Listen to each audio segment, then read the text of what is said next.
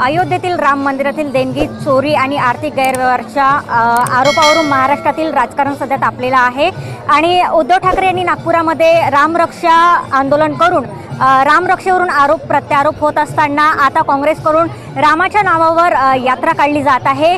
राम आस्था जागरण यात्रा ही आणि त्याचबरोबर प्रतिज्ञा स्मरण जन यात्रा ही काढली जात आहे। ही यात्रा रामटेकमधून निघणार आहे। आपल्यासोबत संवाद साधण्याकरिता रामटेक लोकसभेचे खासदार श्यामकुमार बर्वे। भाऊ, काय सांगणार, आज राम आस्था यात्रा काढली जात आहे, काय नेमकं कारण आहे? राम भक्त आस्था यात्रेमध्ये आज हजारोच्या संख्येने भाविक भक्त सम्मिलित झालेले आहे। एक तूर्त हाक आम्ही सर्व लोकांनी मारली की जे प्रभू श्री रामचंद्राच्या अयोध्येमध्ये भ्रष्टाचार झालेला आहे, चोरी झालेली आहे, त्याच्या विरोधात सर्व भाविक भक्त इथं आज हजारोच्या संख्येने जमा झालेले आहे। आपण बघू शकता किती आक्रोश लोकांच्या मनामध्ये आहे।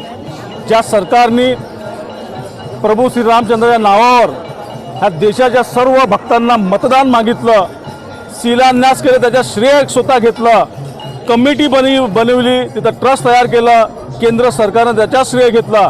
परंतु जेव्हा चोरी तिथं झाली, तिथं भ्रष्टाचार झाला, पैशांचा आणि दागिन्यांचा अपहार झाला, त्याचा श्रेय घ्यायला सरकार तयार नाही आहे आणि एक शब्द बोलायला तयार नाही आहे का चोरी आमच्यामुळे आम्ही कमिटी जे स्थापित केली ते चोर आहे हे त्यांना बोलता येत नाही आहे। त्यामुळे आज इथं कितीतरी हजारो भाविक भक्त उपस्थित झाले आहे। त्यांच्या मनामध्ये दुःख आहे की आम्ही ज्या भावनेनी तिथं चंदा दिलेला आहे, मंदिर उपस्थित झालेलं आहे, तिथं सेवाभावाची भावना असायला पाहिजे। आमच्या महाराष्ट्रामध्ये गजानन महाराजच्या सेवा ट्रस्ट आहे, आपण शेगावला आहे, शिर्डीला आहे, आपण बघितलं तर मोठे देवस्थान चालतात, पण अशी घटना कुठेही आपल्याला ऐकायला येत नाही।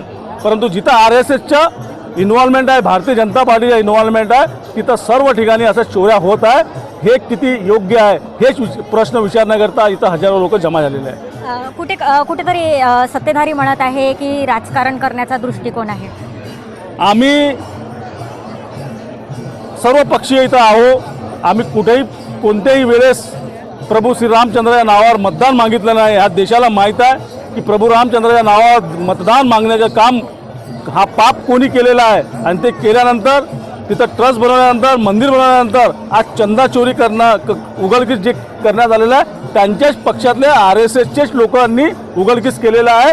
याच्याबद्दल जे आज लोकांचे आक्रोश आहे ते फक्त बाहेर येत आहे। याच्यामधलं कुठलंही राजकारण नाही आहे, आस्था आहे, म्हणून इथं सर्व लोक उपस्थित झालेले आहे। कोणती गाडी घोडा किंवा कोणत्या पक्षाचा बॅनर इथं नाही आहे आणि आपण बघितलं हजारो लोक इथं उपस्थित आहे आणि आपण आपल्या माध्यमातून मी त्या भारतीय जनता पार्टी आणि RSSला सांगत आहे की इथं येऊन बघा की इथं कोणतं राजकारण, काही आज कोणता निवडणूक नाही आहे, कोणता मुद्दा नाही आहे, फक्त मुद्दा एकच आहे, अयोध्येत झालेल्या चोरीवर आम्हाला न्याय मिळायला पाहिजे। नक्कीच त्याच संदर्भात आपल्यासोबत संवाद साधण्याकरिता कुंदाताई राऊत सुद्धा आहे। ताई, काय सांगणार, राम भक्त आस्था यात्रा सुद्धा इथून काढली जात आहे, काय सांगणार आहे सरकार? संपूर्ण देशामध्ये भाजप रामाच्या नावावर राजनीती करत आहे आणि अयोध्येमध्ये जे राम मंदिर बांधलं त्याचं संपूर्ण श्रेय भाजपवाल्यांनी घेतलेलं आहे। पण त्यांचेच लोक त्या कमिटीत असताना त्यांनी जे चोरी झालेली आहे अयोध्यामध्ये राम मंदिरमध्ये त्याचा निषेध करण्यासाठी संपूर्ण रामटेक लोकसभेचे सर्व पक्षीय लोक रामटेक गडावर आलेले आहे आणि आम्ही त्याचा निषेध करत आहोत। आणि चोरी ज्यांनी केली त्यांच्यावर कारवाई झाली पाहिजे आणि प्रभू रामचंद्राच्या नावावर हजारो कोटीचे चोरी झाली आहे ते परत त्या मंदिराला आली पाहिजे, हाच आमचा या मागचा उद्देश आहे।